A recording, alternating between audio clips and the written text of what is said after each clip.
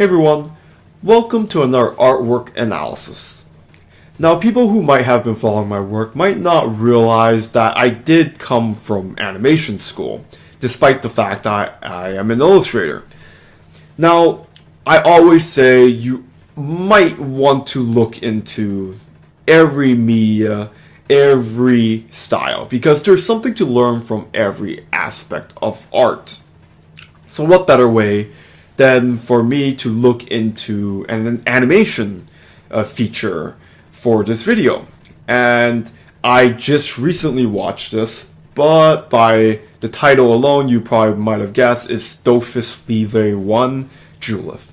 Now, I'm not French and I don't know how to speak French, so bear with me, I probably butchered that. But I'm going to be just analyzing the shots and not really talking French here. Anyways, I'm going to be talking about three aspects: vectors, divides, and depth. Now, I already talked about 1 and 2 for other videos, but there's a big difference when it comes to doing this for animation versus doing this for illustration. And that comes down to time frame. When it comes to animation, some of these screenshots that you'll be looking at will just appear for 1 second in the film. And in that 1 second, those aspects, those movements that you normally see in illustration has to be read.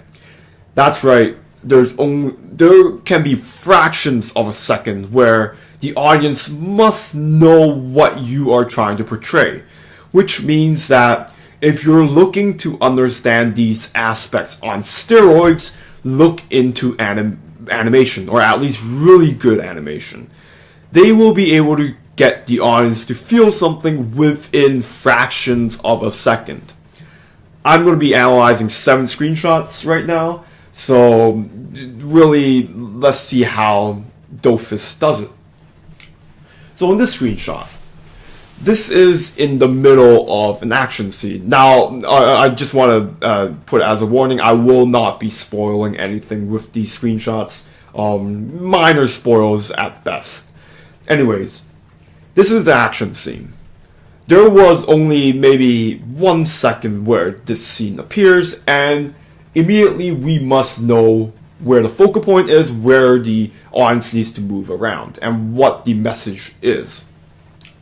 So first of all, I want to talk about vectors. Vectors, if you haven't been watching the previous videos, are basically arrows pointing towards your focal point, your main idea. So right off the bat, you might have noticed that Julith's cloak points directly to her head. This is a deliberate design. In order to create presence on the scene, given that she is the main antagonist, she needs to have a design where when she appears, everyone will know something is up, and everyone will be caught with her attention. And what better way than to have a design that naturally creates vectors towards her head. No matter how you situate, how you create the environment for her, she will pop out because of this design, especially in comparison to the designs of the other characters in this movie. Now, we talked about her as an isolated instance, but we also can look into the vectors of the environment too, aiding towards this focal point. So notice that everything is really just very conspicuous. This is an animation tool. Again, we don't have 2 hours to analyze an animation scene. This scene appears for 1 second, which means everything you do must be on steroids for animation. You do not have a lot of time to give for the audience to understand what you're trying to get at. So being obvious in this case is very important, and make sure you get it right, or else audiences will be lost within that moment of time. In illustration, it's a little bit different. It's given that we have more time to analyze illustration and fine arts, there might be ideas where it might be a bit too obvious. You don't want to sort of lead your audience, hold them by the hand when it comes to illustration and fine arts. But in animation, anything goes. So vectors here, I'm sure you can find others in the shop, but of course, we won't get into all of it. This is basically the big idea. So divides. In the previous video, I talked about divides being how you cut your composition. Now, we have to, if we are animating, to create a divide, the divides of a composition, really obvious for the message of the scene. So given this is a very distraught scene, very actiony scene, notice how the major divides are very wonky. Obviously, this will differ between different moods, but in this case, it fits perfectly. Diagonals are naturally very actiony, very movement-oriented. So in this case, it's very deliberate. Imagine if the composition was done like this. It would sort of calm down the scene, and that's not what we're looking at. Again, this appears only for 1 second, meaning audiences must understand what the mood is within that 1 second.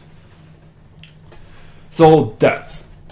Depth is another thing that animation does a little bit differently from illustration, even though there are some concepts that overlap.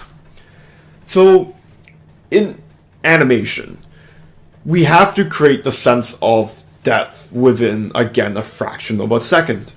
So what better way than to do that than to simplify it into layers? And generally animation dissects a scene in 3 layers. There is the foreground, there is the background,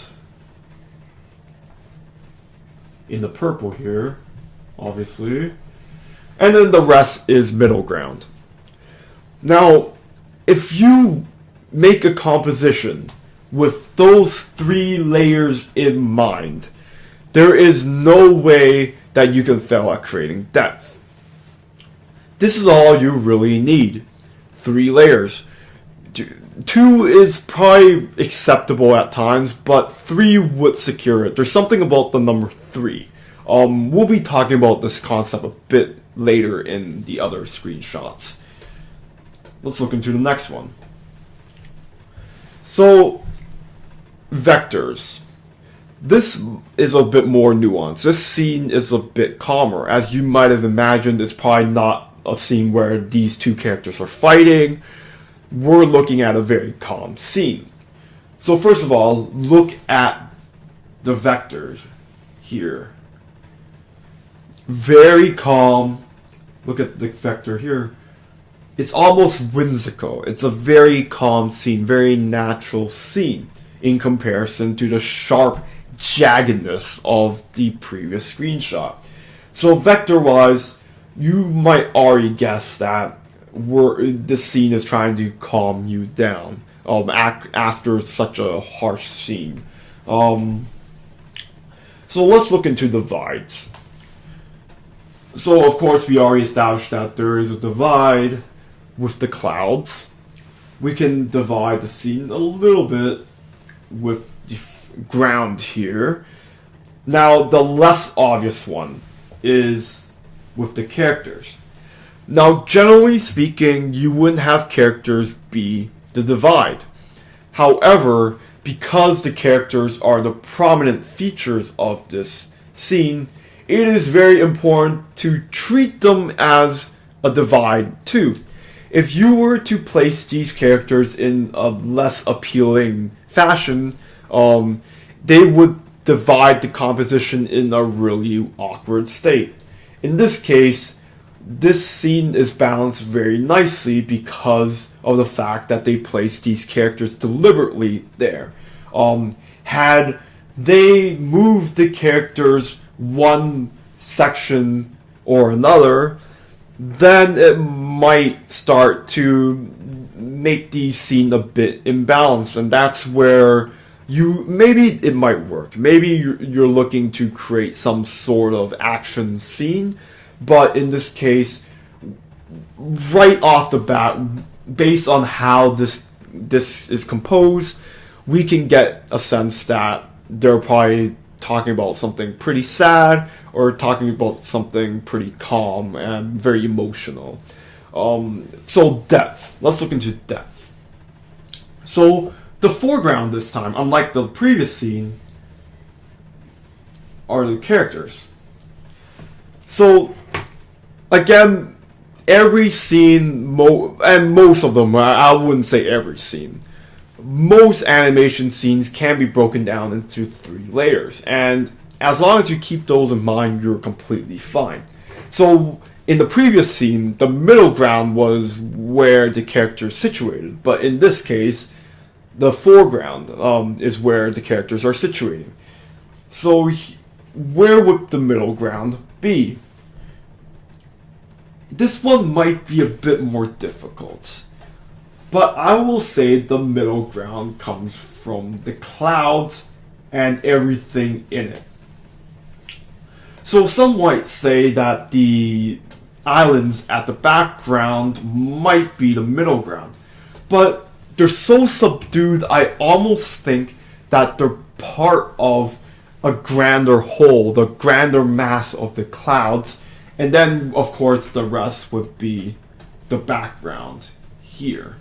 I'm going to be moving on just so that this video doesn't become too long, but you probably get the point. Again, 3 layers. There might be little bit of a deviation when it comes to this type of thing. You could argue there's 4 layers here, but for the sake of composition, we can dissect this into 3 layers. Let's look into the next one. So this scene is particularly interesting because it's a very hard scene to compose. It's almost like an illustration. Now, of course, this is still appearing for at most 2 seconds in the movie. Of course, I didn't count, but you probably get the point. Same fundamentals. Look into the vectors. So this right here as well, if you follow this vector, this eyeball is looking directly at the characters. This is done deliberately, of course, because no matter where you're looking at, you will follow the vectors required to look at the characters. Nothing more to describe. As you can see, the movements are very obvious. Let's look into the divides. The biggest divide here, I would say, would be this pillar here. And what do you know, it cuts right through the characters. Now, the implied one, the reason why I chose this particular scene is mostly for this divide. Look at the implied movements of this divide. Even though there is a massive disconnect in the middle of it, this is done deliberately because, again, it cuts directly into the character. This is, again, masterful design. And even if audiences don't pick up on it, this implied movements help in order to create that focal point. Now, depth. Depth is not the biggest thing here. Don't get me wrong, it is still 3 layers, but we already know that the point of the scene is really not about depth, more it's sort of like an isometric type of environment. But for the sake of argument, here's the foreground elements, and then of course everything is the middle ground, and then there's a little bit of background here and for the light. Not a big deal for this particular scene, but just for the sake of it, fantastic. Speaking of which, now let's look at this scene. This is, again, an action-y scene, but there are still fundamentals, and again, you have to know it from a fraction of a second. This scene actually literally appears for a fraction of a second because it is an action-y scene. So, look into the vectors. So, the vectors here are character driven. They're not, there's no pillar that makes it obvious, there's not a lot of stuff to hint at it. But vectors can be created by the direction of where they're looking at too. So first of all, let's look into where the bodies are situated. These are almost divides too at the same time, so I guess you could say that it's 1 and 2. But notice how the hair waves like this, and then her eyes also create a vector like this. And then we create, of course, the focal point, which is the sword that's being blocked here. This type of thing is much harder than it looks.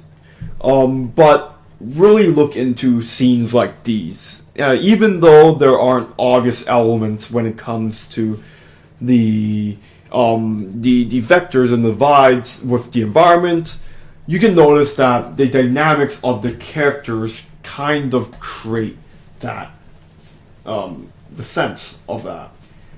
This is almost like, I would say this is very hard to execute when it comes to illustration.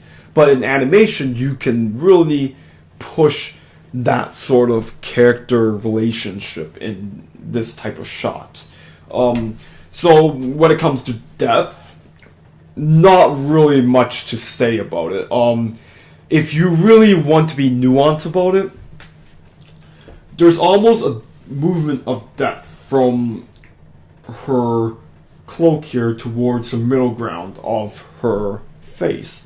Of course, you can also create the same movement when it comes to her on the left, Julith. And of course, the background is everything else.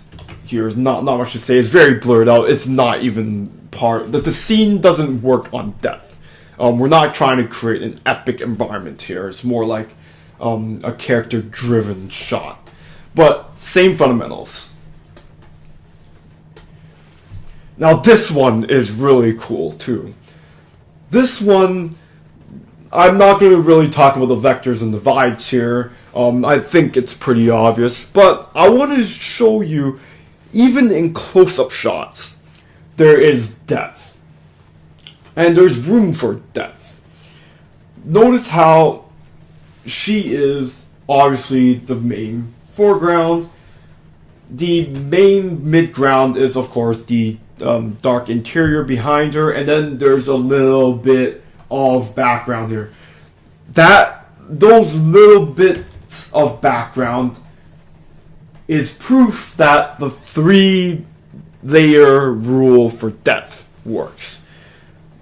Even having that little bit there creates that extra element, and I really want you to push that if you are in animation. Just force yourself to just work in 3 layers, even though in any case there might be only room for 2 layers. Just push for that one more. So this one, given that I talked about depth mostly in the previous shot, I want to talk about the vectors and divides here. Beautiful divide here, beautiful divide here. Again, cutting towards the characters. And when we're talking about the vectors is they're creating the depth.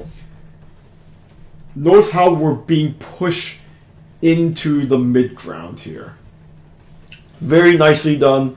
Again, fantastic. And of course, look at the features on these rocks. They're kind of conspicuously giving us a clue that we should be looking at these characters. And of course, even the background. Less obvious, but it's sort of like subliminal messaging. You're trying to give those little hints, even though they might not be seen on first glance. This is happening at fractions of a second, but even then, this type of language works. And finally, I want to talk about this one. Now, this one is the most illustrative type of scenery, as you might have noticed. There's a lot of elements going on, but same deal. So, vector-wise, you could just leave the clouds, and I'm not going to really talk about it. But divides, look at wait, it's blue. Oh, that's not good. Look at how they cut the composition. So, if we were to look into the other screenshots here, let's look back at this screenshot. How the vectors are vertical, but they're also a bit diagonal. This is where I'm talking about when I say if you were to straighten it, it creates a calmer mood. This is sort of like a new beginning type of feeling. Everything is calm, everything is horizontal, everything is in order. Now, of course, there's a little bit of deviation with the clouds, but the clouds are very nicely, they're meandering, so they're not really creating sharp edges or anything. But you notice that this is divided in a very calm fashion. Again, create your mood with these compositional tools. And last, but not least, you can look into the depth. Character here, foreground, everything you could say is midground, which leads into the background. You notice how, let's finish it off here. Look at the background here. It's literally a few strokes on canvas. You can get away with that if, again, we are focused, our eyes are focused on this character. Meaning that do we really need to see the details of these things when we are focused on one thing? This is something you can get away with animation, by the way, much better than illustration. Given that these scenes can happen at most a few seconds at a time, these types of simplification are very useful to save you time in production. And that's always something to take into consideration when you are creating animation. Anyways, hopefully that was helpful. I'll be sure to analyze more animation features and shows, so feel free to follow my channel if you're looking to do that type of stuff. Anyways, thank you for listening and watching, and I'll see you next time.